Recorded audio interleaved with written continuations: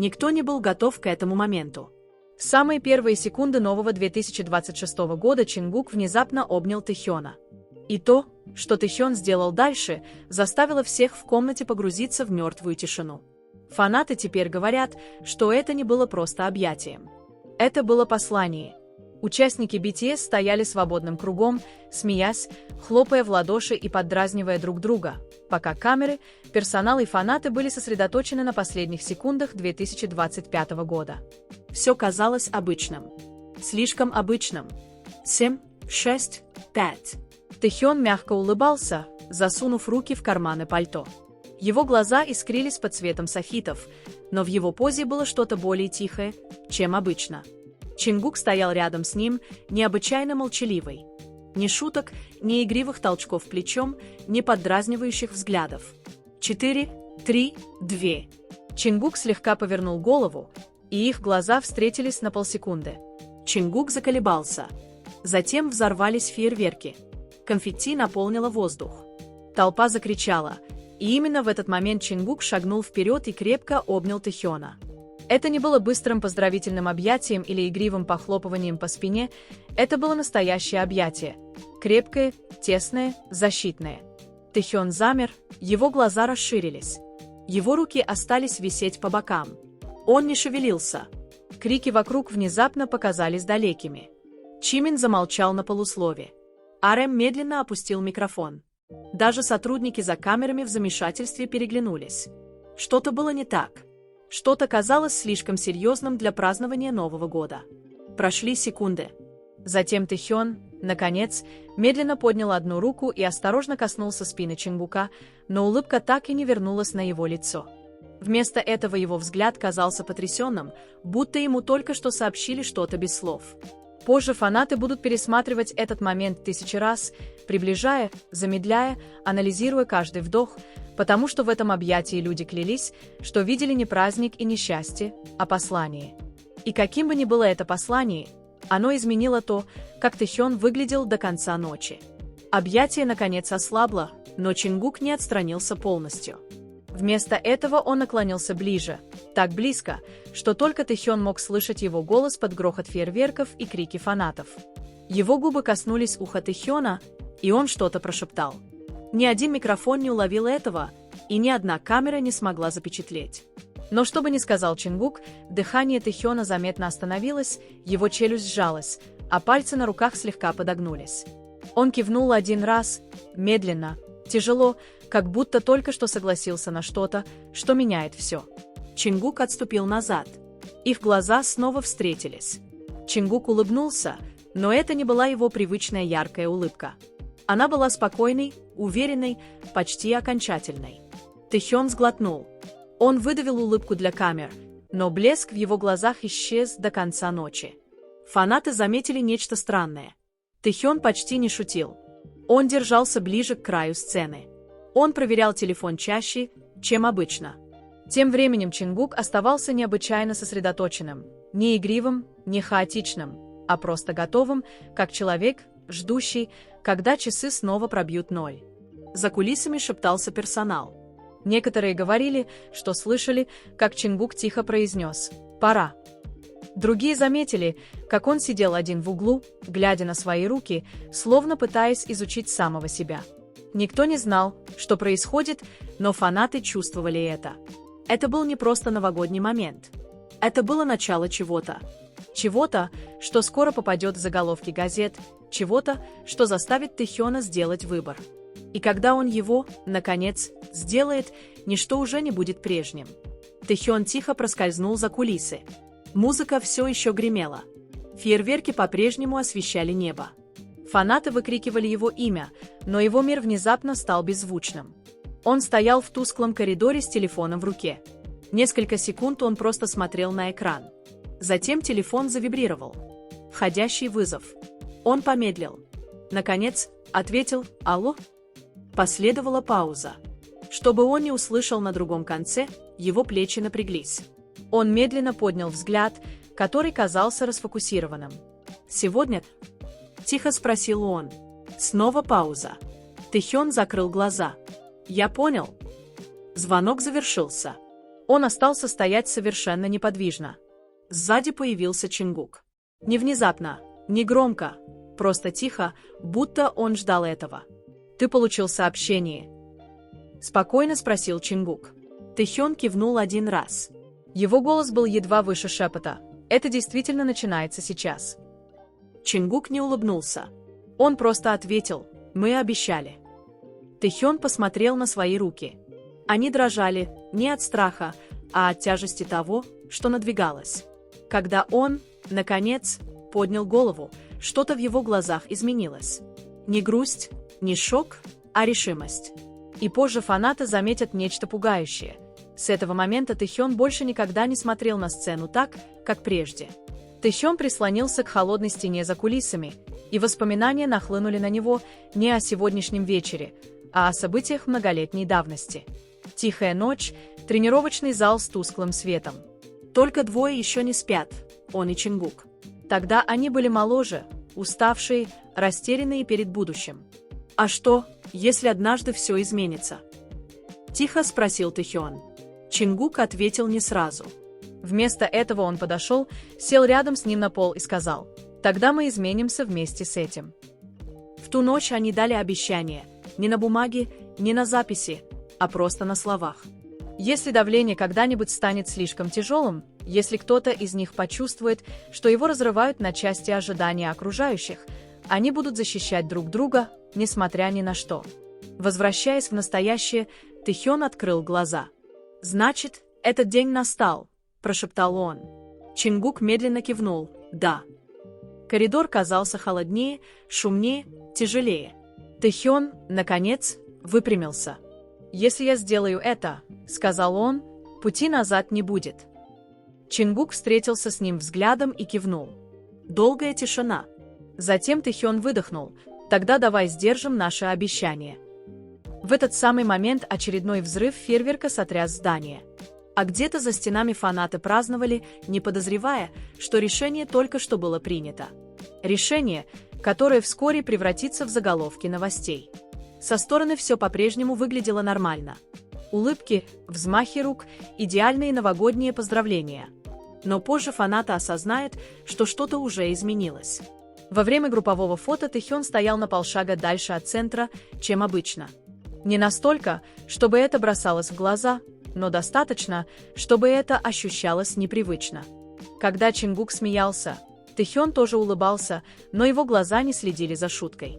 Они блуждали, будто его мысли были где-то в другом месте. Затем наступил момент, который в ту ночь никто не заметил.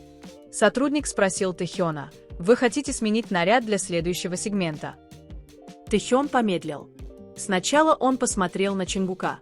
Чингук едва заметно кивнул. Только тогда Тэхён ответил: «Пока нет». Позже фанаты будут пересматривать этот клип и поймут, что этот короткий обмен взглядами не был случайным. Это была тихая проверка, сигнал, подтверждение того, что обещание все еще в силе. Позже, во время прямого эфира, Тэхён сказал нечто, что поначалу прозвучало обычно: «Давайте ценить каждый момент, который у нас есть». Толпа ликовала, но его тон был иным, мягче, глубже, почти так, будто он прощался с чем-то, что видел только он один. А Чингук, стоявший рядом с ним, чуть крепче сжал микрофон, словно готовясь к тому, что будет дальше. Та ночь закончилась фейерверками и конфетти. Но где-то между улыбками и радостными криками первая глава чего-то большего уже началась. После окончания трансляции участники медленно вернулись в свои гримерки. Телефоны разрывались от уведомлений. Персонал двигался быстро. Охрана проверяла коридоры. Но в комнате Тэхёна было тихо.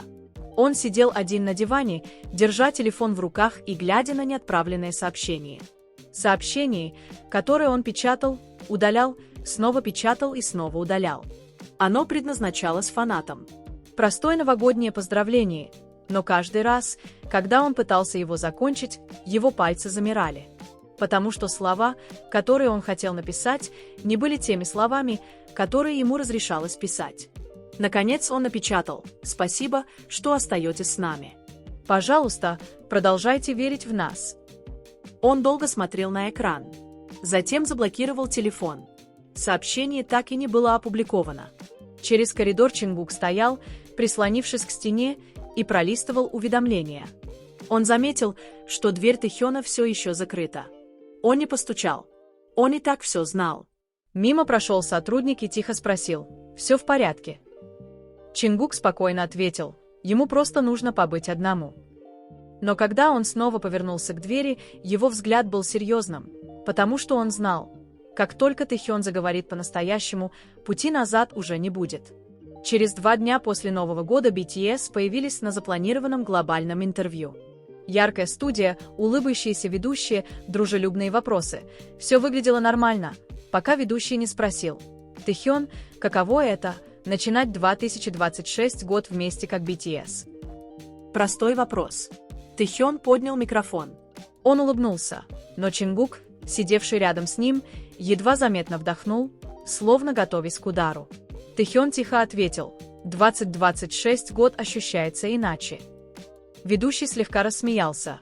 «А, в каком смысле?» Тэхён заколебался.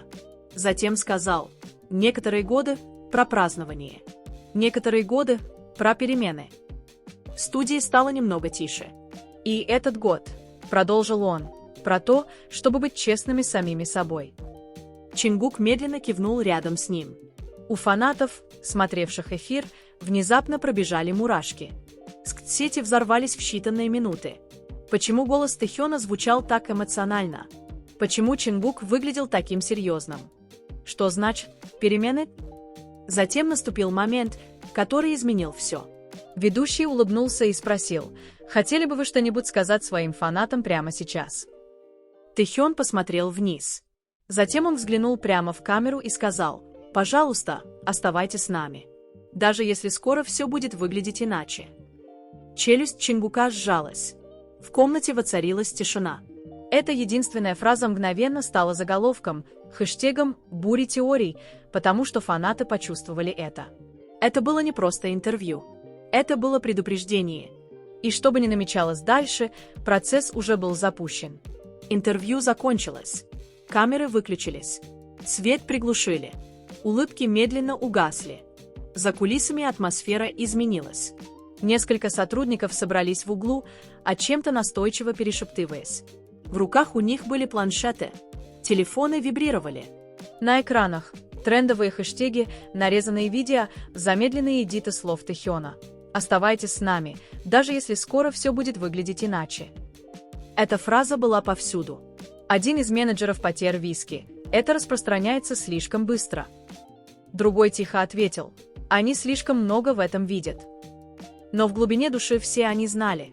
Фанаты не просто видели в этом смысл, они его чувствовали.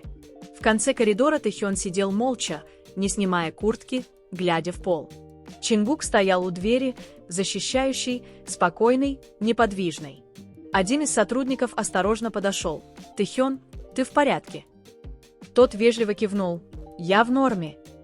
Но Чингук ответил раньше, чем кто-либо успел спросить больше: ему просто нужен отдых.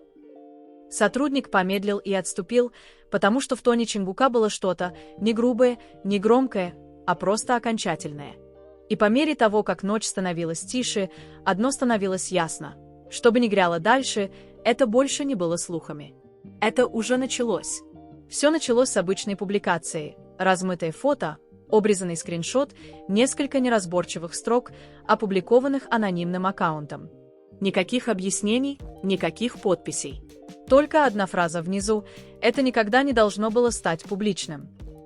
Через несколько минут фанаты уже приближали изображение, повышали резкость, угадывая каждое нечитаемое слово.